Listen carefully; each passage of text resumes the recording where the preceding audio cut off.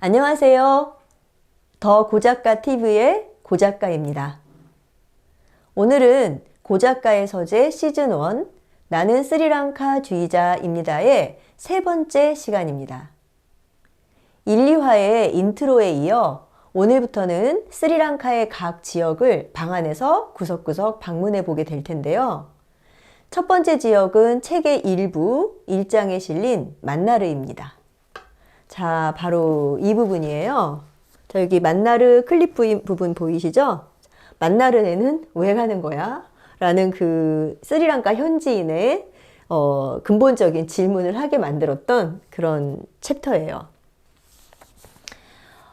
자, 며칠 전에 올린 만나르 예고 영상에도 짧게 소개했듯이 만나르는 스리랑카 북서부에 있는 작은 섬의 이름입니다. 검지손가락을 이렇게 한번 펴보세요. 만나르 섬이 딱 이런 모양으로 생겼더라고요. 여기 이렇게 만나르 섬이 있고요. 또 섬이라고는 하지만 그 육지와 다리로 연결되어 있어서 만나르까지는 버스로도 가볍게 넘어갈 수가 있답니다. 그래도 국제공항인 반다라나이커가 있는 니곤보에서 만나르까지는 니곤보가 여기 있거든요. 니곤보에서 만나르까지 별로 안 멀어 보이지만 길이 험하기 때문에 8시간쯤 지나서야 도착할 수 있으니 만나르는 수도에서 꽤나 멀리 떨어진 지역이라고 할 수 있습니다.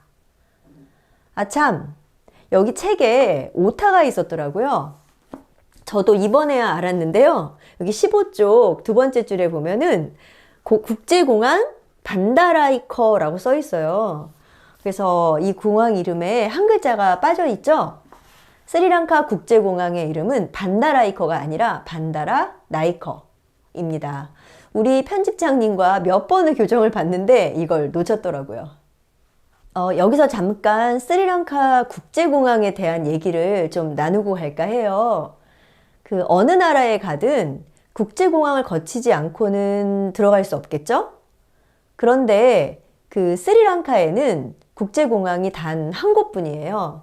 일반적으로는 국제공항이 있는 곳을 다들 콜롬보로 지명을 하는데요.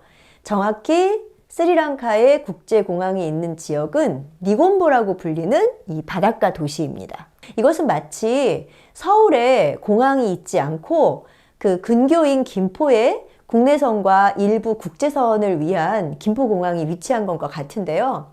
실제로 김포에서 서울중앙까지처럼 니곤보에서 콜롬보까지도 전용 고속도로를 타면 20분 정도 걸리더라고요.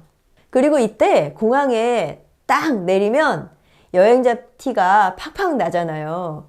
그럼 택시나 툭툭 기사들이 다가와서 콜롬보까지 얼마 이렇게 흥정을 시도해요.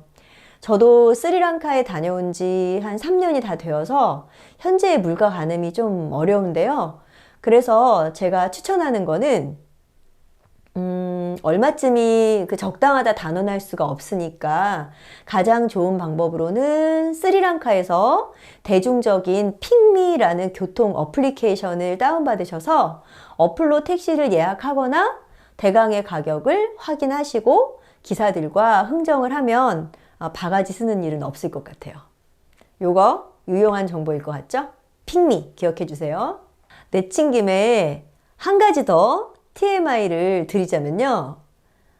이 스리랑카의 국제공항을 부르는 이름인 반다라나이커는 스리랑카가 영국으로부터 독립한 직후 스리랑카 최초의 수상이 되었던 사람의 이름을 붙여서 만들었다는데요. 인명을 따서 공항 이름을 짓는 문화가 저에게는 매우 흥미로웠습니다. 인도나 미국에서도 이런 식의 이름을 많이 볼 수 있던데 미국에서는 존 F 케네디 공항 뭐 이런 것들도 있죠. 우리 인천공항도 그런 식으로 명명한다면 재미있지 않을까요? 그렇다면 과연 어떤 위인이 인천공항의 격에 잘 어울릴지는 각자의 마음속 영웅을 떠올려 보기로 해요. 다시 만나르 이야기로 돌아가 보겠습니다. 만나르는 스리랑카 역사에 중요한 획을 그은 도시 중 하나로 스리랑카의 싱할라 왕조가 최초로 자리 잡은 곳이었답니다. 기원전 6세기부터 시작된 만나르 시대는 비록 170여 년 만에 막을 내렸지만 만나르 시대가 없었다면 싱할라 고대 왕조가 기원전 4세기가 아니라 그보다 더 훨씬 늦은 시기에야 시작되었을지도 모르죠.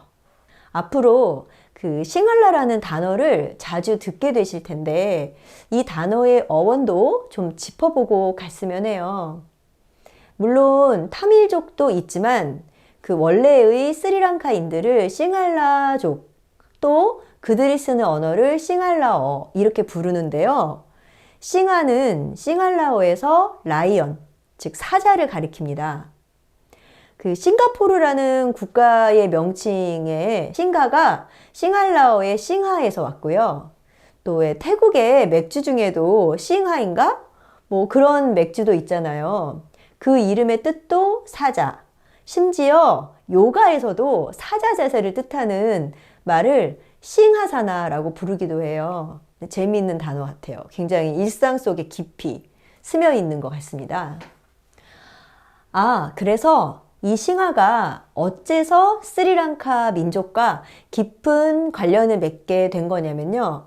그 만나르 왕조의 시조인 비자야 왕이 그 인도 동부 벵갈 지역을 다스리던 야차라는 여왕과 그 수컷 사자에게서 난 자손이었다는 거죠.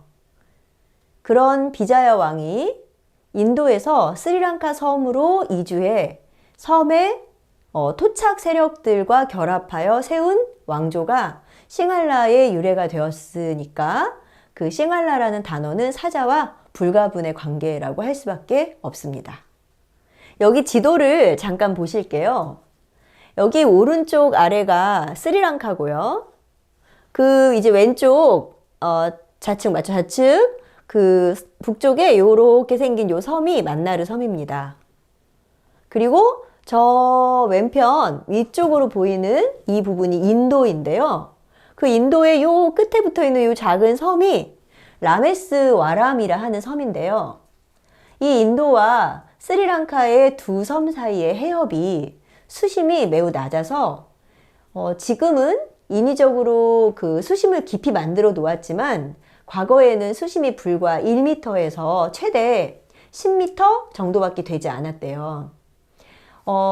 다음 사진 한번 보실게요. 이것은 그 이 해협을 위에서 내려다본 인공사진인데요. 인공위성 사진인데요. 수심이 낮았던 때에는 사진의 저처럼 두 섬이 마치 징검다리처럼 연결되어 보였답니다. 이 징검다리를 그곳 사람들은 아담스 브릿지, 곧 아담의 다리라 불렀고 이곳을 소개하는 여행 안내서를 본 적도 있어서 저는 그 아담의 다리를 찾아 모래밭을 2시간이나 헤매 다녔어요. 그런데 알고 보니 그것이 인공위성 사진에서 보이는 두 섬을 연결했던 모래톱이었더라고요.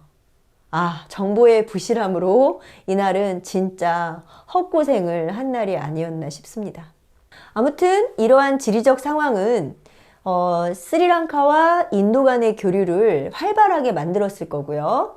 비자야 왕의 싱할라 왕조 건국 신화나 또는 그 기원전 3세기경 부처님이 3번이나 두 나라 사이를 이렇게 오가며 행한 설법 여행이 이 길을 통해 이루어졌다는 이야기를 찰떡같이 믿을 수밖에 없게 만드는 것 같습니다. 저는 여행을 다닐 때 주로 그 나라의 역사나 문화에 관심을 두는 편이라 만나르와 같은 역사적인 장소를 참새가 방앗간 그냥 못 지나가듯 떼약볕 아래에서 그 고생을 하면서도 들르지 않을 수 없었는데요. 사실 만나르 예고 그 영상에서 보여드린 것처럼 만나르는 정말 황량하고 그 뜨겁기 그지없는 모래 벌판 뿐이어서 내가 여기까지 무엇을 위해 왔던가 라는 생각을 하지 않았다면 거짓말일 것 같습니다. 그래도 모래밭 끝에서 발견한 낡은 조각배와 또 기찻길 옆에 그 소담하게 피어있던 보랏빛 그 칼로트로피스라는 꽃들과 또 파란 페인트 칠이 인상적이었던 해변의 성마리아 성당과 또 그 안에 그 성당의 안팎을 자유롭게 드나들던 당나귀들은 무척 사랑스러웠답니다. 그리고 이곳에서의 하이라이트는요, 아무래도 바오밥 나무였을 거예요. 만나르 해변 끝에서 육지 쪽으로 되돌아 나오다 보면 그 팔리무나이라는 작은 마을과 마주치게 돼요. 의외로 이 작은 마을이 그 근방에선 꽤 이름난 곳인데요. 이유는 그 마을 입구에 커다란 나무 때문이랍니다. 이 나무는 수령이 740년, 그 둘레만도 20m가 넘는 그 바오밥 나무이거든요. 글쎄요, 이 나무는 제가 마음속에 그리던 모습과는 조금 다르게 생겼지만 아프리카의 마다가스카르쯤 가서나 만날 수 있을 것 같은 바오밥 나무를 스리랑카에서, 그것도 팔리무나이처럼 작은 시골 마을에서 찾아볼 수 있었다는 것만으로도 배가 부른 것 같았습니다. 사실 우리가 생각하는 바오밥 나무란 그런 거 아닐까요? 그 생텍쥐베리의 어린 왕자에 등장하는 바오밥 나무처럼 조금만 싹을 늦게 뽑아도 금세 별 전체를 뒤덮어 어린 왕자의 소행성 B612를 산산조각 낼 위험한 존재이면서도 동화 속 사파가 보여주는 것처럼 너무나 신비하고 아름다운 그런 존재. 저에게도 오랫동안 바오밥 나무는 동화 속의 사파처럼 아름답게만 남아있어서 그 실체에 약간의 실망감이 생겼던 것은 사실이지만, 그럼에도 불구하고 스리랑카에 자생하지도 않는 바오밥 나무가 그렇게 오랜 세월을 견디며 거대하고 또 귀한 존재로 살아낼 수 있었다는 것에 순간 경건해지더라고요. 만나르에 오랜 시간을 머물지는 못했습니다. 그곳에 뭐 더 특별한 것이 있었던 것도 아니지만 거기서 또 바로 5시간쯤 더 걸릴 스리랑카 북부 타밀인들의 중심 도시인 자프나로의 이동이 그날의 과제로 남아 있었거든요. 자프나는 이제 만나르가 여기 있잖아요. 여기서 이 북쪽 끝까지 이동하는데 여기서 5시간 가까이 걸리더라고요. 그래서 날이 저물기 전에 빨리 이동을 해야 했기에 아쉬움을 남기고 그 바오밥 나무의 그늘을 벗어나기로 했답니다. 자연스럽게 다음 이야기는 1부의 2장 자프나로 넘어가겠죠? 1장에서 바오밥 나무에 대한 단상을 적은 한 문장을 읽으며 오늘 마무리할게요. 앞으로도 많은 시청 부탁드려요. 바오밥 나무는 거대하고 영원 불멸할 듯 했지만 인간 앞에 선 자연이기에 어떤 면에서는 매우 무력하다. 요즘은 바오밥 나무의 운명이 위태로워졌다고 하죠. 여행자의 자세는 자연을 지키고 순수함을 파괴하지 않는 데에 그 기본이 있다고 생각해요. 오늘 재미있으셨나요?